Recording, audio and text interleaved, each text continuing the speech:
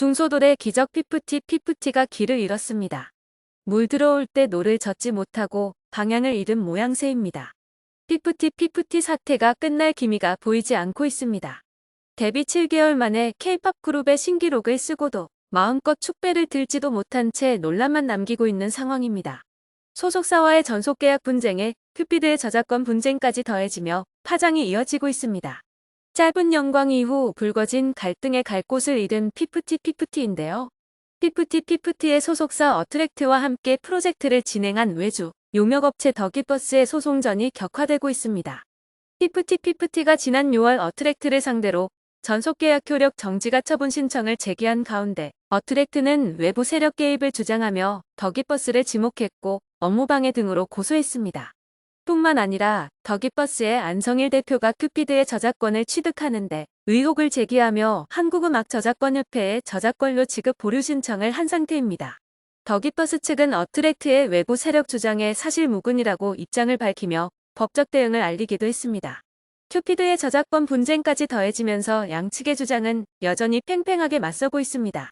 이러한 가운데 피프티는 길을 잃고 헤매고 있습니다.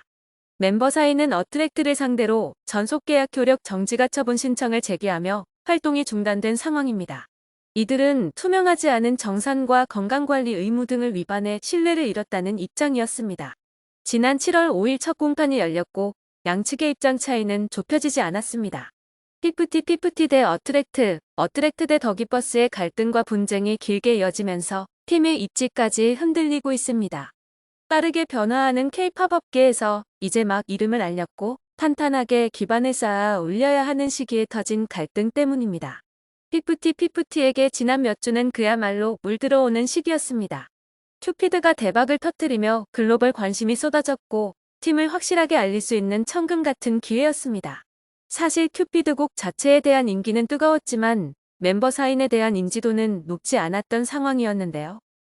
피프티는 이 기회를 살려서 멤버들에 대한 인지도도 높이고 확실하게 팀의 존재감을 굳혔어야 했습니다. 그랬다면 중소돌의 기적은 여전히 이어지고 있었겠죠. 하지만 예상하지 못했던 갈등이 불거졌고 활동을 멈췄습니다.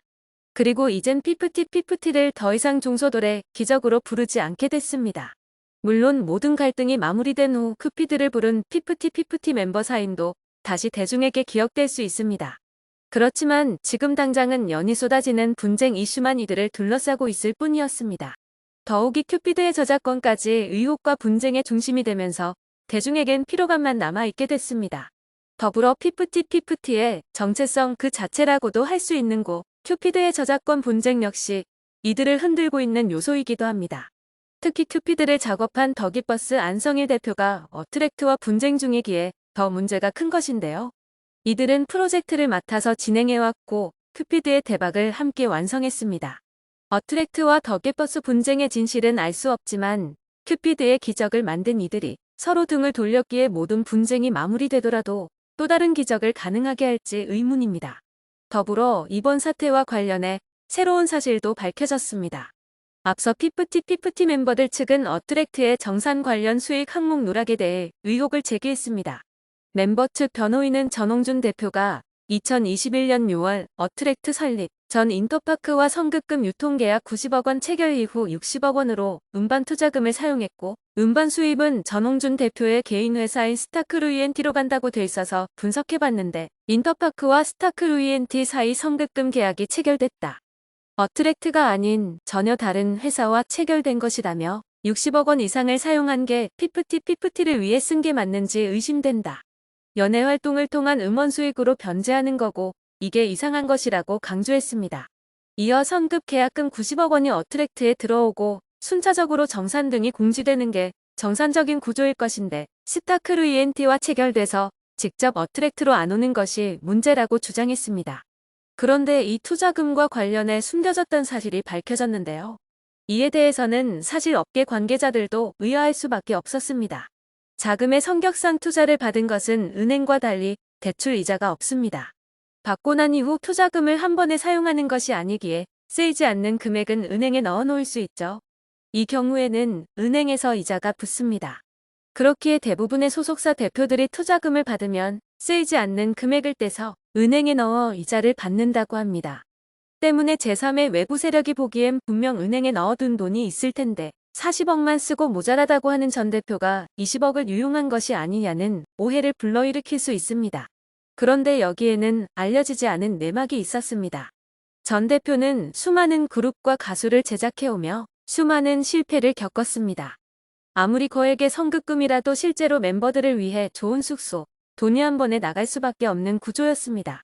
결국 앨범이 제일 중요한데 전홍준 대표가 인터파크 측에 피프티 돈은 40억만 입금해달라. 나머지 20억은 앨범 발매 직전에 입금해달라고 한 것이었는데요. 그 기간 동안 투자금이 제때 들어오지 않은 것을 두고 안 대표와 멤버들 측은 걸고 넘어진 것이었습니다. 전 대표는 나중에 돈이 부족하면 안 되니까 아무리 어려워도 멤버들 앨범 2장은 내줘야겠다는 생각이었다고 합니다. 그럼에도 돈이 부족해서 시계 팔고 차도 팔고 노모의 돈까지 쓴 것이었고 실제로 전홍준 대표가 아이들의 앨범을 내주기 위해 마지막까지 손에 쥐고 있던 것이었습니다. 또한 앞서 어트랙트 측은 안성일 대표 등 4명을 업무방해, 전자기록 등 손괴, 사기, 업무상 배임 혐의로 서울 강남경찰서에 고소했었는데요. 당시 어트랙트 측은 우리와 용역 계약을 맺고 피프티 프로젝트 관리 및 업무를 수행한 더기버스가 업무를 인수인계하는 과정에서 회사 메일 계정과 프로젝트 관련 자료를 삭제하는 업무방해, 전자기록 등 손괴, 사기 및 업무상 배임 행위를 했다라고 주장했습니다. 이 메일 계정과 관련한 새로운 사실도 알려졌습니다. 마케팅과 관련해서 본래 어트랙트 측이 더기버스에게 위임을 했었습니다. 그러다 5월경 자체 마케팅팀을 꾸려서 인수인계를 요청했습니다. 더기버스 측의 이메일 같은 경우엔 비밀번호만 주면 되는데 차일피일 미뤘고 급기야 주요 이메일들을 삭제했다는 것을 파악했습니다.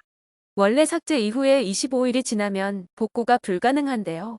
그럼에도 삭제를 했다는 사실을 알 수 있었던 것은 메일을 삭제하더라도 IP 계정에 다 남아있었기 때문입니다. 내용은 볼 수 없지만 기록은 알 수 있는 것이죠. 더더욱 소름 돋는 건 5월 초에 삭제한 것들은 복구가 안 되지만 6월 초에 삭제된 이메일들이 있었습니다. 핵심적인 이메일들이 있었고 삭제가 됐었다는 것이 파악되었습니다. 결국 전홍준 대표는 어떻게든 멤버들을 끌고 가고자 애를 썼지만 멤버들은 안성일 대표의 말에 넘어간 셈입니다. 이렇게 공방이 이어지는 가운데 어트랙트 측은 더기버스 임원을 업무방해와 전자기록 등 손괴 혐의로 고소했다고 밝혔습니다. 어트랙트 측은 피프티 관련 인수인계를 지난 5월 10일부터 지속 요청했으나 실무를 담당한 백모 이사는 6월 16일이 돼서야 더기버스 직원 6개 이메일 계정을 삭제한 채 관리자 마스터 계정을 넘겨줬다라고 주장했습니다. 또 피프티가 제안받은 광고 거부 등을 포함해 또 다른 혐의에 관한 증거가 드러나면 추가로 고소할 계획이라고 덧붙였습니다. 이번에 고소당한 백 이사라는 인물은 현재 안 대표와 함께 혼지 사기 의혹을 받고 인물이기도 하죠. 이 인물은 안 대표가 데려온 인물로 기획총괄을 맡고 있는 것으로 알려졌습니다. 그리고 이 인물이 중간에서 피프티에게 들어온 여러 CF들을 거절한 인물이라고 하는데요. 큐피드가 잘 되고 나서는 인기걸 그룹 뉴진스급의 대우를 해주겠다 라고 컨택이 온 CF를 거절한 인물이라고 합니다. 뉴진스는 현재 선두주자로 업계에서 어마어마한 대우를 받고 있는 그룹입니다. 그런데 데뷔한 지 7개월 된 그룹이, 그것도 중소기업 그룹이 뉴진스급의 대우를 해주겠다고 나선 기업의 CF를 거절했다는 것은 상상도 할 수 없는 일입니다. 때문에 활동을 많이 하게 되면 위약금을 내야 하기 때문에 활동을 시키지 않은 것이다 라는 의혹까지 나오게 된 것인데요. 하지만 가장 중요한 이 시기에 원래 전홍준 대표의 곁에 있던 기존 인사들을 보내고 안 대표와 백 이사가 자리를 차지하고 있었던 것입니다. 정리해보자면 안 대표가 전홍준 대표를 배신하기 위해 오래전부터 준비를 해왔고 기존의 총신들을 내쫓고 자신의 사람을 자리에 앉히면서까지 철저하게 해왔다는 이야기로 귀결됩니다. 게다가 과거에 음원 저작권 공유 플랫폼 사업으로 투자를 받고 자사 코인까지 만들어 큰 돈을 벌고 회사 홈페이지와 어플을 모두 없앤 의혹을 받고 있죠. 이제 남은 것은 법의 심판입니다. 사건을 파면 팔수록 대체 멤버들은 안 대표의 무엇을 믿고 전홍준 대표를 배신한 것인지 더더욱 이해가 안 되는 상황인데요. 과연 이 사태는 어떻게 마무리가 될까요? 벌을 받아야 할 사람은 반드시 죗값을 치르고 이제는 멤버들도 어딘가 잘못되었음을 깨달았길 바랍니다.